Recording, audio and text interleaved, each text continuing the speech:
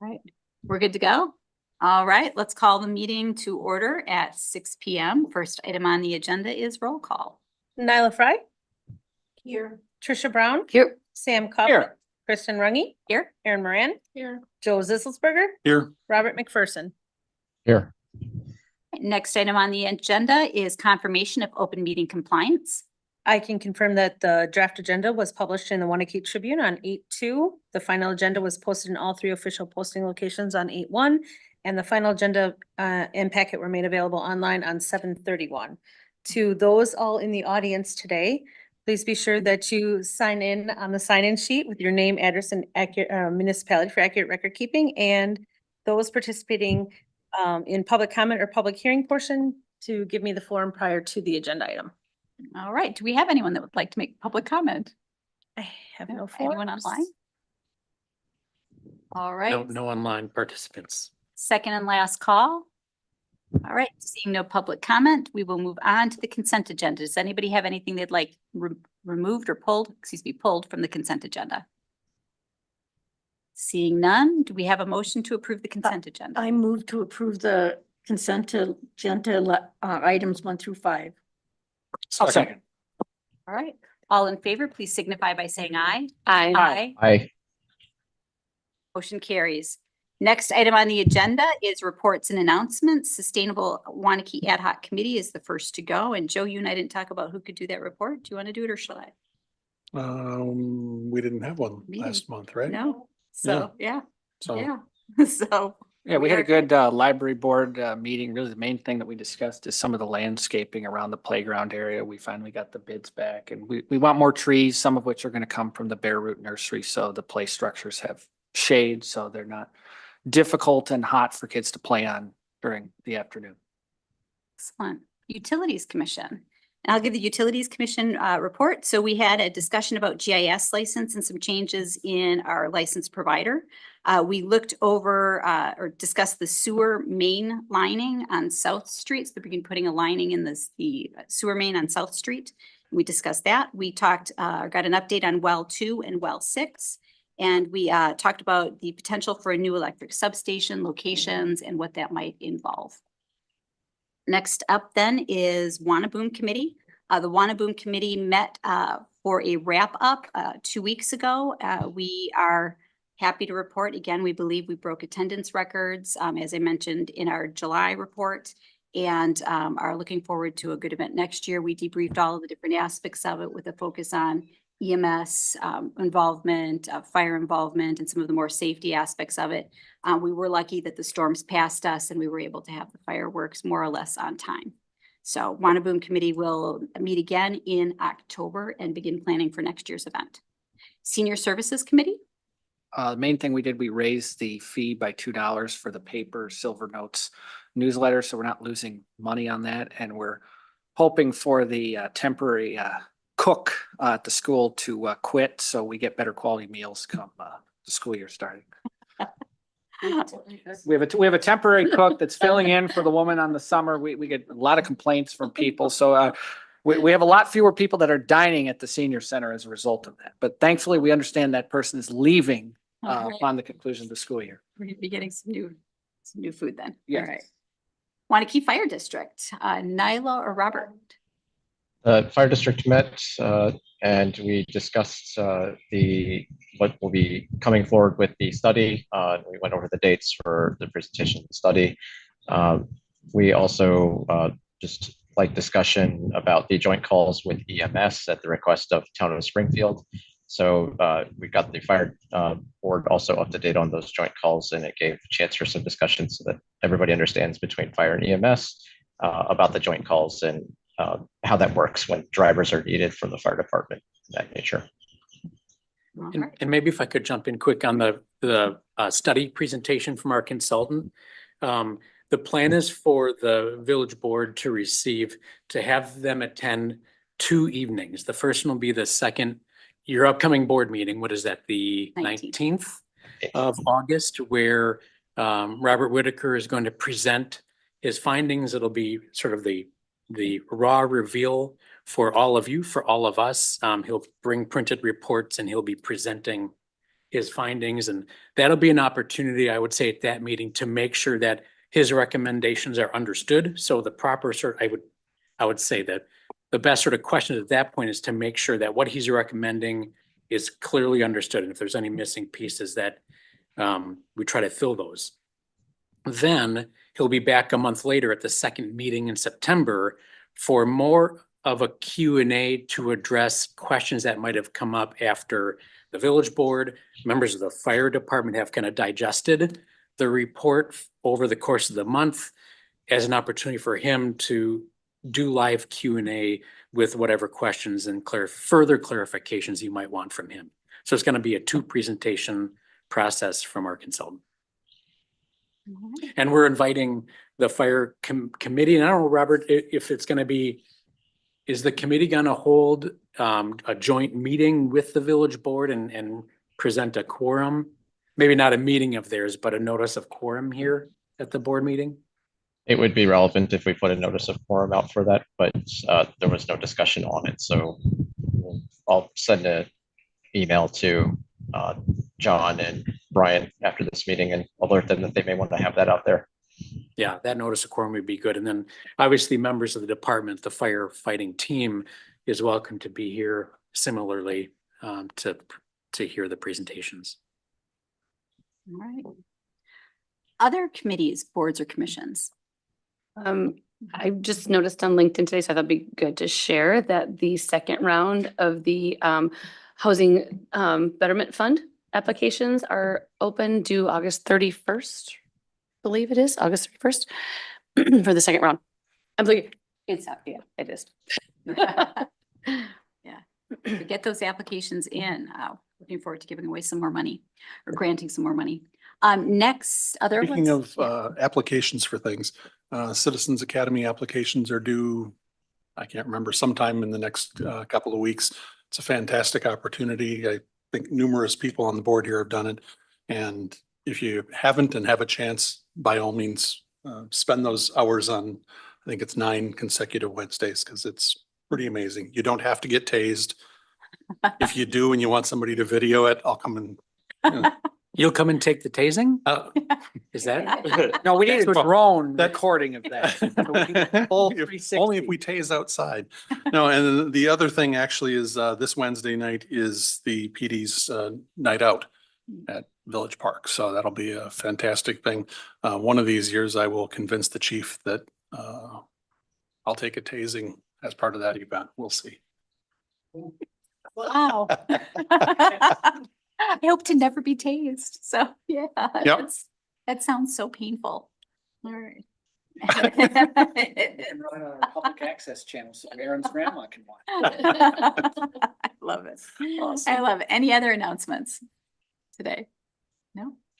Seeing that, I'm gonna embarrass Nyla. Nyla, I do want to announce and commend you for retiring from daycare providing and for the years of service that you provided to the community. So, yeah, been an important part of a lot of families. So thank you for your service. All right, next up then, any other announcements? Can I ask you a question before I forget? Are we meeting on Labor Day or the day after? Do Day we know? after. Day after. Yeah. Okay, great. Day after. Didn't want to forget. Yep. Yeah, no, and thank you for mentioning that. Yep. So day after Labor Day, Tuesday after Labor Day. All right, next item on the agenda then is the public hearing and a discussion and action on amending the submittal requirements for Plan Commission. And Joe, I believe you're presenting this. Sure. I think this is probably pretty straightforward. Over time, the Plan Commission and the Village Board have expressed a desire to not have as many motions and things where we say, you know, to the satisfaction of whatever it might be. So in order to accomplish that, there's a couple of different things that this particular proposal would take into effect. One of them, currently we require 20 paper copies to be filed with all these different things. That's generally not even happening, but in order to align things, we actually are going to look for one editable PDF of the submittal. There's basically we can do what we need to do with that, and we don't need a lot of paper being wasted in the process.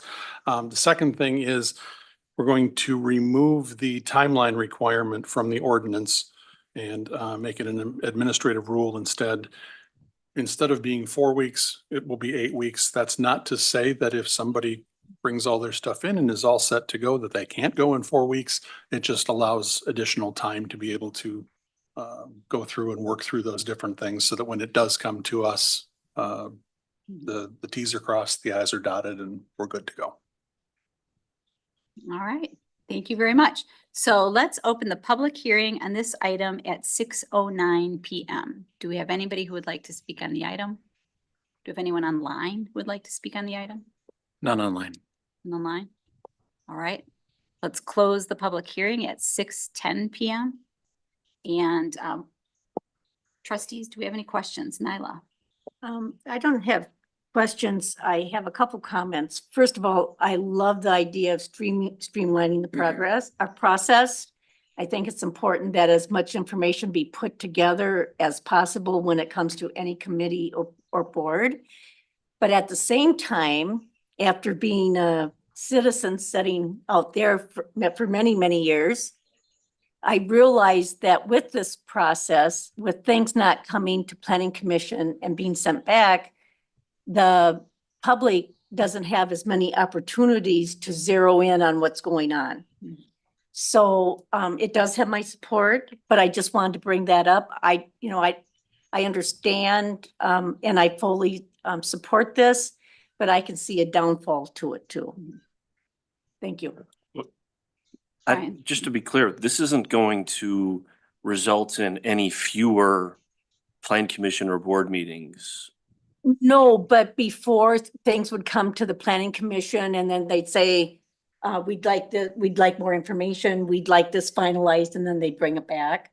Now, that still might happen, though. In other words, keep in mind, so I think the reason for this is to avoid the scenario where, like you'll see on a site plan, and maybe, I'm just going to use Strand as an example. They'll have a memo that's attached that maybe requires the site plan to be updated. Essentially, now the site plan is going to be updated before it comes to the plan commission. So while the comments have been made, the motion won't reflect that.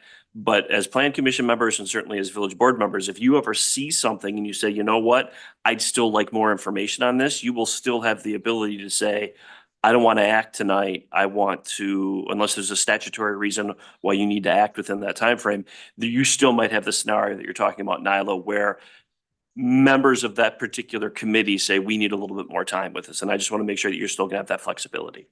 That's correct. But what I'm pointing out is there may not be as many opportunities because it may not be coming to the planning commission as often for the public to be aware of it. So, but like I said, I support this, but at the same time, I see where communication with the public may be less, or it may not be. I don't know. I'm just bringing it up. All right, thank you, Nyla. Tricia? Nope, I'm good with this. Sam? Nope, I don't think there's going to be any opportunity where the public's going to be participating less. Certainly all the instances where the plan commission has pulled things that they have problems with, it's not related to anything that this involves. It's for other reasons. Erin?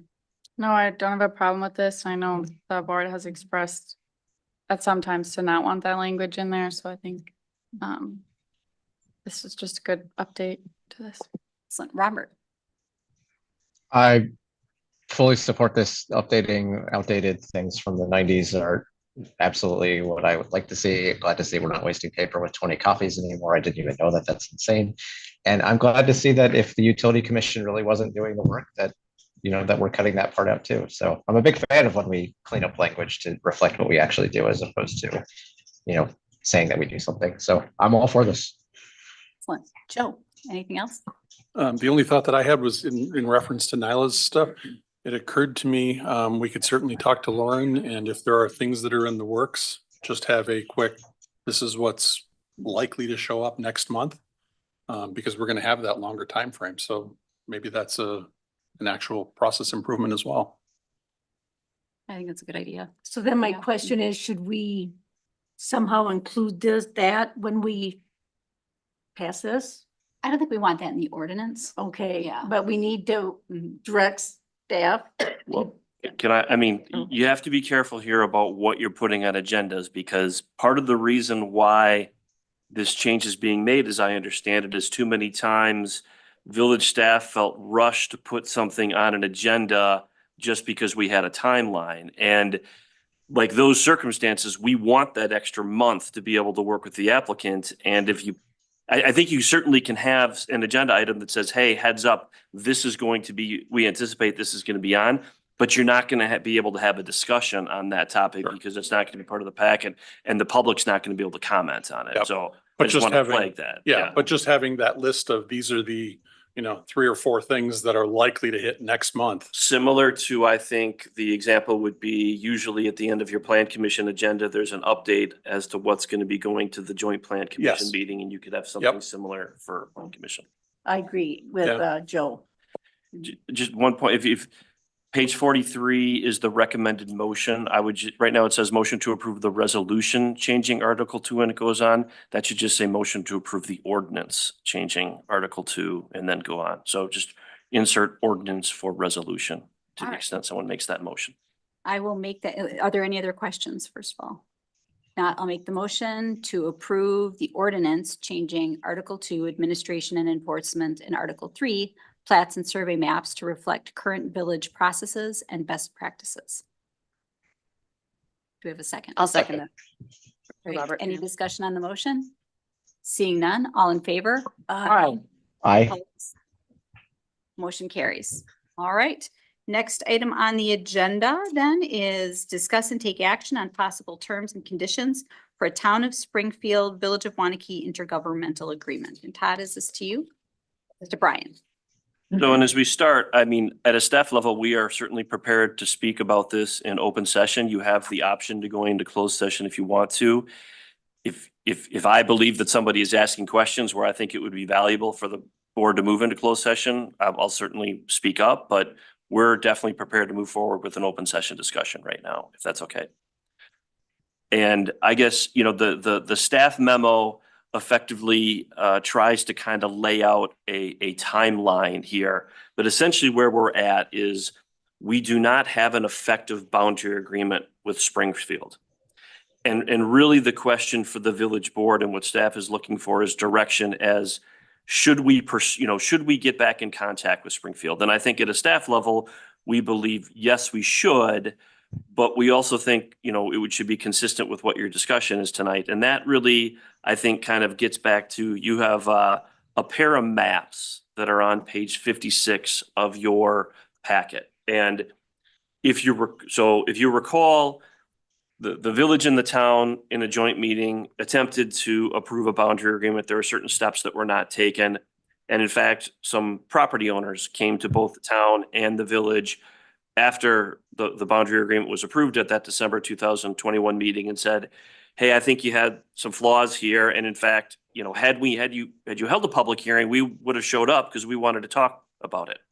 And so that's kind of what started this process. And then we ended up getting some additional letters from property owners, and all of the letters from the property owners are on your village board packet. When you look at the map, the map on the left-hand side on page 56, that is effectively all of the different property owners that we heard from. Carl's family, the Kelscher family, the Aker family. And then when you look at the map on the right, this is more, I think, the map that we want to talk to you about. And I think the reason why it's significant of having the two maps is from a village staff standpoint, we believe that the boundary agreement should be amended to allow for additional properties to be annexed into the village during the 10-year boundary agreement period. But when you look at those two maps, I think it's important to note, staff is coming to you right now. It's not like we talked to all the property owners and said, oh, we should bring all of that land in. It's only a subset that village staff is recommending would be coming in, or potentially would be coming in. Because again, we're just talking a boundary agreement that would allow for that possibility. The way that the boundary agreement was approved in 2021, and now looking at this map on page 56, but the right-hand side, you'll see A and B in lowercase. A and B are effectively set off in the boundary agreement that was addressed in 2021 as land that could come into the village from Springfield. And as long as it was a direct annexation, essentially everyone agreed that that land would come in. Then that's what the other property owners who were like, wait a second, we might want to come in to the village and we might want to be designated as such in your boundary agreement. And that's, I think, kind of the focus of discussion as we get to, we have 1 and 2, and keep in mind 2 is actually not in Springfield. So even if the village board wants to do that and allow for that possibility, that's not something that would be addressed in this boundary agreement. But 1, 2, 9, and 10 are all lands that are owned by, I believe, the Carls family or a trust or something in that relation. And when staff looked at this and when the meetings were held in this room with the property owners and with the town, I think at a staff level, the thought process is probably makes sense to allow for the possibility of 1, 9, and 10 to come in or be treated the same way as A and B are. They're immediately adjacent to the village. From a utility perspective, there obviously are some extension related costs, but they're not overly burdensome. And then I think the thought process on 8 and then C and D is, well, those are lands that are owned by these same entities, and it may make sense to allow for the possibility of that land to come in too. It's not immediately adjacent, but if A and B are coming in and C and D are owned by the same property owner, they may want to have the ability to bring all that land. Same concept with 1, 9, and 10. And so I think that's kind of where we're at, is we're looking to get feedback from the village board as to how do you want to approach this. And from a procedural standpoint, depending on what the board does tonight, then staff has the ability to go back to Springfield and say, hey, hey, we'd love to have a boundary agreement with you, but we think, and this is just an example, because obviously we don't know what you all are going to say tonight, but it may be the case that if you agree with village staff and maybe these other properties should have the ability to come in, then it's more of a discussion with them of, well, if we're going to have a boundary agreement, we need to broaden the scope of the different parcels that can come in. Again, though, getting back to, it's not like all these property owners came to us and the village said, okay, everybody come in. I mean, there's reasons why we're focusing on the ones on the right-hand side. A lot of it has to do with utilities and costs associated with extending utilities to those properties. But it's not a land grab by the village. Even if we are able to get this, I mean, I think we're still able to say we distinguish between certain properties and the others. The only thing I'd add, for information, you saw in the packet, the letter from Springfield where their board has said that they intend to schedule a public hearing and take the IGA, as we had talked about a few years ago, as the version that they want to hold as a public hearing for Springfield and the Springfield community. We'd have received notice that they've scheduled that. I believe it's August 27th. I can double check the date, but they have announced that public hearing. They've notified the 4 property owners that are A and B on the map on the right.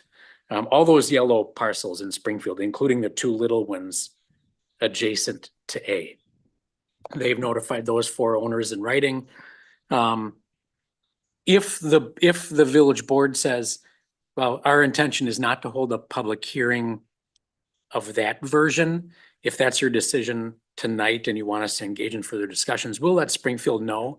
I don't know if their action will then be to cancel their hearing, come to the table and discuss alternate versions, or simply proceed with their hearing on the 27th. We haven't received any communication from Springfield on what they would do in that case.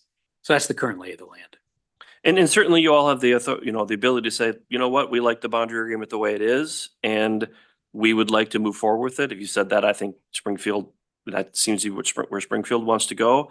Again, this is more of a recommendation at a staff level. We just think that the language in the boundary agreement as it applies to the properties that are immediately adjacent to the village maybe is a little too restrictive for the village. And at the end of the day, I mean, I think the goal, it would be nice to get a boundary agreement with Springfield, but if you all were to say, you know what, we think these additional properties should be identified and be treated like A and B in the boundary agreement, and the town says no, well, then we just move forward without a boundary agreement, which is not again, it's always nice to have a boundary agreement. It kind of sets the table, but there's a lot of cities and villages in Wisconsin that do not have boundary agreements with their adjacent towns, and they still operate. All right. So for questions, let's start on the inside and work our way out. Sam. Well, I would say, I would generally agree with the staff recommendation of, 1, 9, and 10. It's reasonable. Now, I am curious, say, we were not to annex the property within a certain period of time. Say they were to accept the agreement. Obviously, we get a lot of complaints about the road that is there. And is there a way perhaps, and I'm guessing that's probably why Bill is still here, is there a way that perhaps there could be a tie-in of some sort, if that makes sense?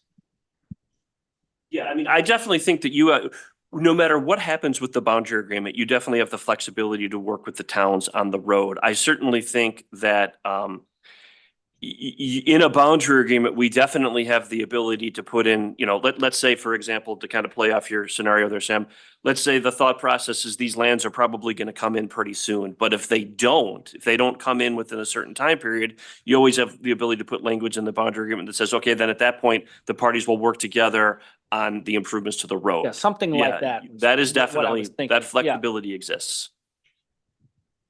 Other questions, Sam? I don't think so. I mean, it's like 100 acres. I mean, I think we're being fairly reasonable. We're asking, considering the number of people that ask, because it's even more than what staff has on the map. I mean, we're asking for less than half of that. I think that's fairly reasonable. It's certainly more reasonable than the agreement that the town has with the city of Middleton, which is much more robust, and they're also trying to renew. All right. Aaron. I had that map super zoomed in and accidentally closed it. So can you come back? to me? Yeah, all right, Joe. I think Sam's comments, particularly about the road, really hit home, especially after our last meeting. I'm certainly inclined not to move forward with the old version of the agreement and look at what our options are. I think it makes sense to have these properties as potentials to expand. So All right. that's all. Trisha. Agreed. I think as we're looking at growth and what makes sense for the natural continuation of where our residential developments have gone, it absolutely makes sense. I guess my one question is in the little piece, well, two different things. In one of the maps, there's 2 little parcels that are not included. And then in the other one, there's only 1. So just maybe address that little island of area that's not part of this, if just to help me out. Maybe we've talked about it and I'm just completely forgetting, but. So are you focusing on A right there? Where Just in the one map, it's not included. Yeah, it's just in the northeast corner of A and then just across from Cop Road. Yeah, so my understanding, like if you look at the map on the left, so you have obviously all the land that is west of the red line, that is in Springfield right now. And so that those 2 parcels, and there's a road that splits them, those are owned by different property owners than the 4 that approached us. And so the reason for the distinction in the map on the right then is, I think just as it relates to A, all of the land, notwithstanding who owns the land, all of the land in A was identified as, I think, future, expansion for the village. And my guess is the reason why it doesn't, I mean, the road is probably just utilized to split it there. But that's why it kind of shows up a little bit differently on the maps, where it looks like one is, when you look on the map on the left, neither of those 2 parcels are essentially within a box. And you look on the map on the right, and that little corner in the top right for A is, and I think it's just because we're looking there, we're not focusing on ownership. We're just focusing on future growth for the village. Right, agreed. But I'm just there's still a chunk that's kind of an island if we don't include it. So I guess that's my question. To the north. Yeah, I think that's in part, that's because that's just not how it's identified. It's a property ownership issue, and just it's not identified that way within the land use map. I would say this, I mean, if we have a scenario where 1 and 2 and A and B and 9 and 10 were going to come in, we would, in all likelihood, the village would approach those other property owners and say, hey, are you interested in coming into the village too?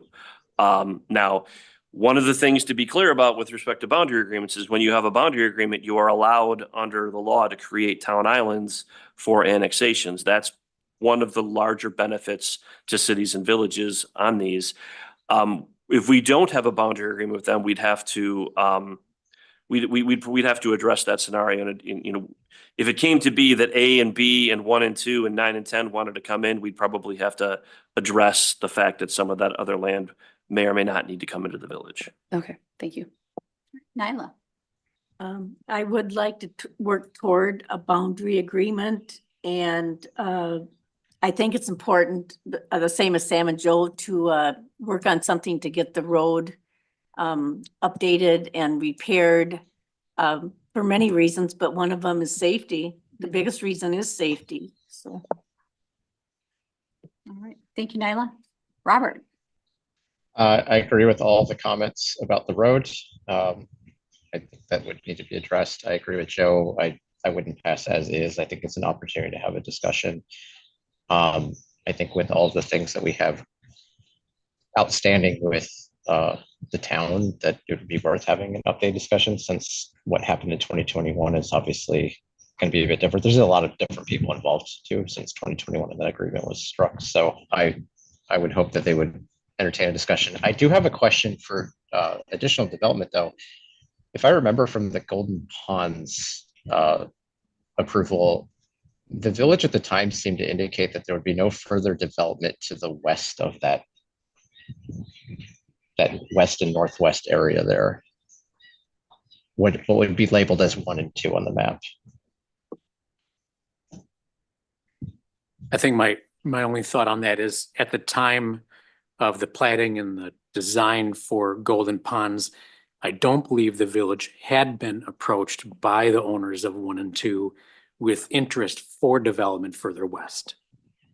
I think it was phrased more at the time by our then economic developer. So it predates Tim. This would go all the way back to Kevin even. I think it was, the comment was just that the land wasn't really tenable for residential development because of the wetland issue.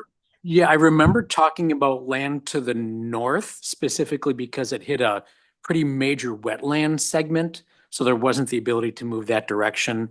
I don't remember, Robert, exactly what the westerly circumstance was. Certainly it's an accurate thing to say that at the time, currently, our comp plan suggests rural preservation on that property, and our intergovernmental agreement as it stood with Springfield did not designate it for development at that time. So that definitely is an accurate statement if it was made.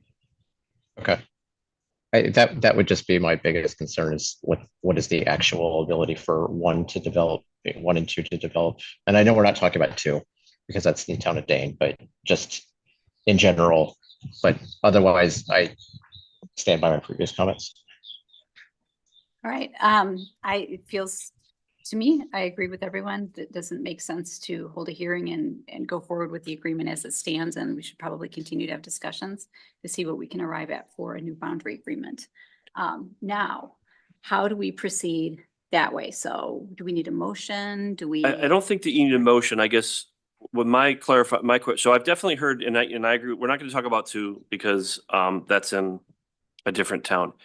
I've heard everyone, I mean, A and B already are part of the boundary agreement. They're already in the comp plan.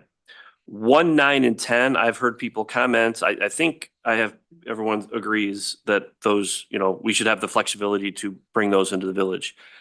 I think first question I have is understanding that, like, for example, for 8's not coming in unless 9 and 10 come in, but is the board open to 8 coming in if 9 and 10 come in? Same question for C and D. In other words, C and D would not come in if A and B aren't coming in, but if A and B are going to come in, do you want the flexibility? And again, the flexibility is the key here. Just because you say, yeah, maybe we want C and D. First of all, the property owners would have to want to bring them in. And second of all, you'd have to want them at the time to make sense.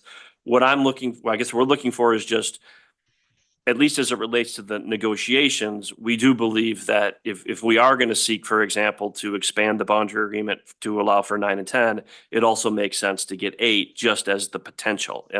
And same thing with C&D, and just want to know what your thoughts are on that. Erin, yeah. Yeah, I guess my thoughts echo similarly. I think I'm more hesitant than maybe what I heard from other board members about going ahead with considering it as community residential. There's only so much rural preservation we can mark down and then change. And so I just think we need to be cognizant of that in processes like this. But if landowners want to develop, that's their choice. And so but I think that's why we just need to be on a better understanding with Springfield. I don't want how we approach this situation to cause any further situations to harm any future board's relationship with them either. So I just think it's important that we're all three on the same page as we go forward, but. I would hesitate to ask for anything beyond 1, 9, and 10, only because the town's gonna say, well, then when you get to that point, are you gonna take more than 2? You got 100 acres there. Westbridge, for instance, 160 acres. That's taken what, a decade to build out? This is a 10-year agreement. Do we really need to be asking for more than that? I don't really think so. Sam, the only reason I disagree with you a little bit is just because of Cop Road and like A and D may make more sense than 9 and 10. Like, I don't know, like, guidance from the village on what, from a utility perspective, traffic perspective, but that's my only like chicken and egg type scenario where I might say that maybe the flexibility would be good. Brian? I was just, I mean, I understand, Sam, what you're saying. I think again, what I would say is, let's say that you did want to have the flexibility for C&D. That doesn't mean that you're necessarily going to bring it in. What it gives you is, for example, it may be that significant, let's say that you're going to bring A and B in, and because you already have it. I mean, that's already part of your comprehensive plan. The ability to do a development there, and let's say it makes a lot of sense, and it's a residential development that the board favors, there are going to be costs associated with extending utilities into this area, and also more and likely road improvements. And it may be the case that for the ultimate developer to make this work economically, that they would need D to be a part of that development. Now, I'm not saying that that's going to happen, and it may be that it's unnecessary. What I'm just thinking about is trying to give you all as much flexibility as you need in the future, if in fact that is the case. That doesn't mean you have to do it now. Again, to me, it's more about flexibility than absolutely positively you're bringing it in, it's being developed. Nyla? Oh, I'm sorry. it's okay. I just Yeah. was Go ahead, Erin. comments No, earlier sorry. before, but I think my thoughts on C&D are, it seems appropriate to me because they're under the same ownership, if I'm reading this right. I think if we were to go beyond that, I don't want us, I guess, looking at things that aren't next to the village but it makes sense to me because they're all owned by the same. So if they are looked at as a group, that seems way more appropriate to me. Yep, I agree with what Erin and Tricia said. I think the flexibility is important because we don't know, all the ins and outs of these parcels. But as it develops, that will become more apparent, and that will help determine which way we're going. Just a touch of extra staff content from a staff perspective, and from the reality of how development happens perspective. Landowner interest is going to be the real driving force here. The landowners of A, B, C, and D may not have the same motivation or scenario within their family timing as might 9 and 10 or 1 for that matter. So flexibility in how we lay out our comp plan and an agreement could allow for, that family timing that might be unique per parcel. And as opposed to the village driving, suggesting one or another, really it relates to that landowner interest. The other thing I'll share is the village has never annexed a single inch of Springfield land. So this hasn't been a a game of Pac-Man to accomplish village movement on our schedule, on the village's schedule necessarily. And frankly, we've watched, I think Samuel said, a progression of Westbridge grow. We've seen Golden Pond start to take their movement in. And if there is a majority of Westbridge that wasn't yet developed and filled out, we'd probably be taking our time on this conversation, but look where we are now. We've arrived at that boundary to the village, and we're talking about continued growth pressure and landowner interests. So our approach to the board is one of, I guess I would call it logical reasonableness based on the facts and the place that we're at now in the village's growth. I think one of the things that I consider, given the conversations we've had with Town of Springfield, is they've made some comments about how it's difficult to farm up against residential. So when I look at the layout of the map, D is bordered on the west side by a forest, and C and 8, is that 8 down there? Yeah. Those would be smaller borders to a farm field. So if we're looking at renegotiating a boundary, having the option or having us say we're open to all of these coming into the village might give us the ability to negotiate, where if we are just saying we only want, or we would only be interested in A, B, 9, and 10, we might be giving up an opportunity that the town would find more palatable than taking some of the, I think 9 and 10, I think they're gonna have a hard time agreeing to that because of the boundary is completely against a pretty active farm field. And the owners below that, I believe that is the parcel that they might be renting. So I just, in terms of who's all at the table and who would be willing to move a little bit, it would be nice to have that flexibility with C and D. So Joe. Brian can stop me if we can't go here, but directly to the east of number 10 is a parcel that is Town of Westport. It would be fairly logical, at least in my head, from a connectivity of utilities and all those sorts of things, if the rest of this development happens, if that piece potentially gets developed as well. Do we have anything in particular in an IGA with Westport regarding that space? I'd have to look at the agreement to see. I can speak to what I know about the agreement. That's not in the joint planning area. Okay.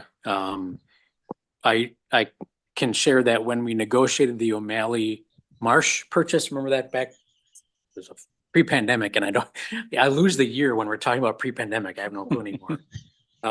But there was initial discussion about that entire O'Malley rectangle. And what we ended up doing, recognizing that there is higher, drier ground as part of that parcel, we separated off the high ground and instead worked with the town and the owners to preserve the marsh, with the thought that some other use may be highly appropriate for the high ground of the O'Malley property other than parks and open space. And I would guess when we're talking about our comp plan update over the course of the next 12, 16 months, we may be talking about that parcel taking on a different designation in comp plan use.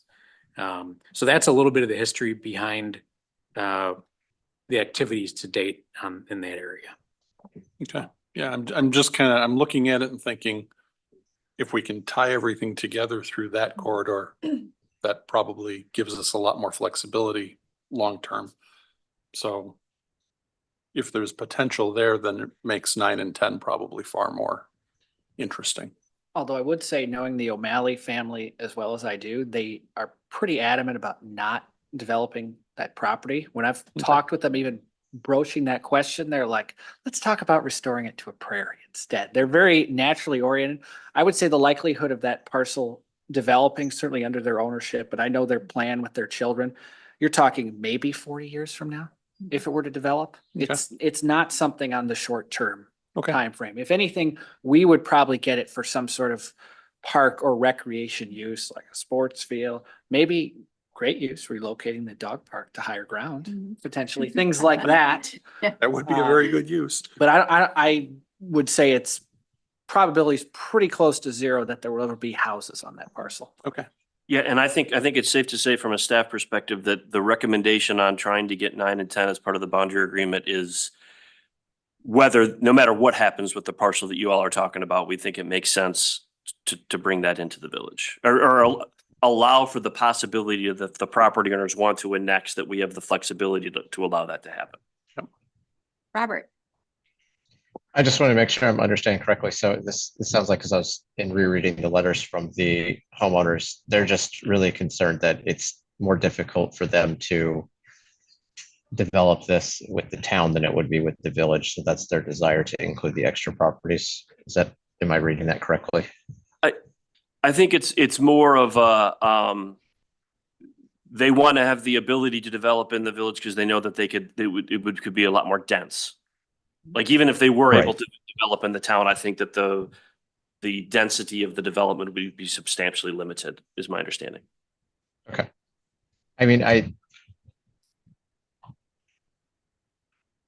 yeah, I'll just go back to what I said earlier. I think we should just have the discussion with them again, because I think that it's very likely we would hear from the Kelcher family as well, since your comments that were made about it's difficult to farm next to residential, I have a feeling opinions will be had on that as well. So I would be curious.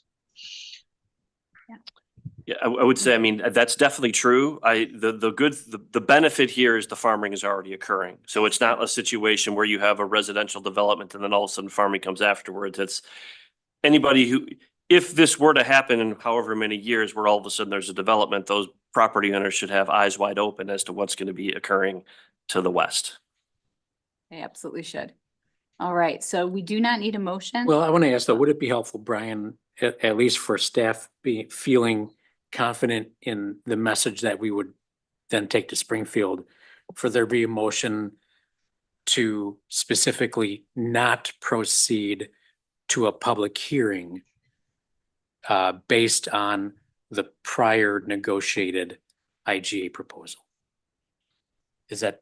I think we have what we need right now, to be honest. Okay. I mean, I think anybody watching the YouTube video, if they watch it, are going to see that what I'm taking from this board is go back to them and we need more. If we're going to go ahead with the boundary agreement, we can't have a boundary agreement that's so restrictive to the village. And it would be great if we can get a boundary agreement that's mutually acceptable to both parties. But if we can't, then we're willing to move forward without one. Right. We all consensus? I'm seeing a nodding of heads. All right, we are in consensus then. All right, thank you. Next item on the agenda then is the discuss and take action on proposed second amendments to development agreements with Octopi. And the big news there is that there is. Well, yeah, we actually have a meeting with Octopi and representatives from Asahi on the 13th coming up. So we don't have report or discussion or action or strategy to share with you. The good news is we have the representatives from Europe that are going to be sitting down for an internal meeting to discuss elements of the agreement, like we've talked before about in closed session. And hopefully at an upcoming meeting, the board will be able to talk about DA amendments. All right. So nothing more on that item. So seeing that, we have one last motion. Move we adjourn. Second. All right, any discussion? Seeing none, all in favor? Aye. Aye. I Opposed? Motion carries.